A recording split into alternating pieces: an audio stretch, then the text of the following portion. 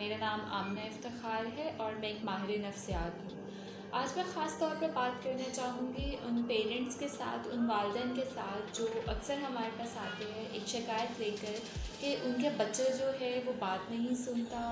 बच्चा जो है वो हर वक्त इतनी तेज़ी में होता है कि उसको कोई भी आप काम कहते हैं तो उसकी तवज्जो ही नहीं होती वो उसको सुने और उस पर अमल कर सके। और इसी के साथ जो थोड़ी छोटी उम्र के बच्चे होते हैं, जैसे 2.5 साल से 3.5 साल की उम्र के बच्चे, उनके अक्सर मसाइल आ रहे होते हैं कि ये बच्चे पढ़ाई की तरफ उनका ख़ास तवज्जो नहीं होती, वो फोकस नहीं कर सकते। थोड़े टाइम के बाद जो होते हैं उनकी अटेंशन कंसंट्रेशन जो होती है वो ख़त्म हो जाती है और वो दूसरे कामों में लग जाते हैं। और इसी के साथ उनके कुछ बोलचाल के मसाइल होते हैं जिसको स्पीच डिले हम बोलते हैं। इस किस्म के मसाइल आना शुरू हो जाते हैं। तो अक्सर औक़ात इन पेरेंट्स में काफ़ी ज़्यादा एंग्जाइटी पाई जाती है कि क्या वजह है कि बाकी लोगों के बच्चे जो हमारे इनकी फैमिली में हैं, फ्रेंड्स में हैं, या इवन उन्हीं बच्चों के बड़े बहन भाई जो होते हैं वो नॉर्मल है, उनकी डेवलपमेंट नॉर्मल है, लेकिन इस बच्चे को इस किस्म के मसाइल का क्यों सामना करना पड़ा। तो देखिए, इसकी अगर हम एटियोलॉजी की बात करें या इनकी वजूहात की बात करें या क्या ऐसे फैक्टर्स थे जिसकी वजह से आपका बच्चा दूसरे बच्चों की निस्बत डिफरेंट है, डिले है, या उसके कोई बिहेवियरल इश्यूज़ आए हैं, तो उसकी डिफरेंट कॉजेज़ हो सकती है। जिसमें मेजर जो कॉज होती है वो जेनेटिक फैक्टर्स होते हैं कि बहुत सारे ऐसे जेनेटिक फैक्टर्स होते हैं जो फैमिलीज़ में रन कर रहे होते हैं, जिनकी वजह से इन बच्चों को डेवलपमेंटल इश्यूज़ या उनके बिहेवियरल इश्यूज़ जो होते हैं वो आना शुरू हो जाते हैं। इसके अलावा कुछ इन्वायरमेंटल फैक्टर्स होते हैं जो कि ड्यूरिंग प्रेगनेंसी भी हो सकते हैं, जब बच्चे के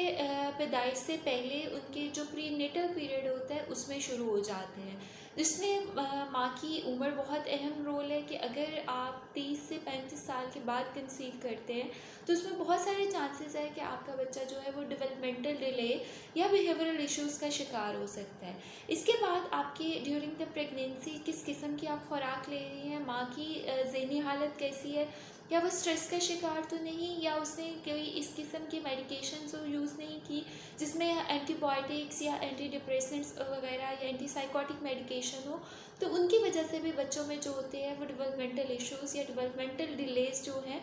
वो आना शुरू हो जाते हैं। इसके बाद लास्ट कैटेगरी आती है जिसको हम इन्वायरमेंटल फैक्टर्स बोलते हैं। इन्वायरमेंटल फैक्टर्स में आपके day to day lifestyles आ जाते हैं, बच्चों का एक्सेसिव यूज़ ऑफ स्क्रीन आ जाता है, बच्चों का एक्सेसिव यूज़ ऑफ शुगरी जो स्टफ़ होता है जिसमें उनकी ड्रिंक्स होते हैं, उनके स्वीट बेवरेजेस वगैरह होते हैं, एनर्जी ड्रिंक्स आ जाते हैं, और sweets, muffin, cakes, pastries, chocolate, brownies, candies वगैरह आ जाती है। इनके एक्सेसिव यूज़ और excessive use of processed food जिसमें जंक फूड आ जाता है, उसकी वजह से भी बच्चों में attention, concentration and behavioural issues जो होते हैं वो आना शुरू हो जाते हैं। तो अगर तो आप कोशिश करें कि मैनेजमेंट से पहले प्रिवेंशन पर फोकस करें। अगर हम कुछ हेल्दी लाइफस्टाइल्स अडॉप्ट कर लेते हैं बीइंग द पेरेंट्स भी, तो हम इस तरह के मसाइल से जो है वो बच सकते हैं। और अगर खुदा न खास्ता किसी के बच्चे में इस किस्म के डिलेज़ या इश्यूज़ आना शुरू हो जाते हैं तो आप ज़रूर माहिर नफ्सियात से रब्ता करें। हमारे यहाँ कल्चरली एक चीज़ को बहुत प्रवोक किया जाता है कि खुद ही बच्चा बोल लेगा, खुद ही बच्चा नॉर्मल हो जाएगा। इन मसाइल को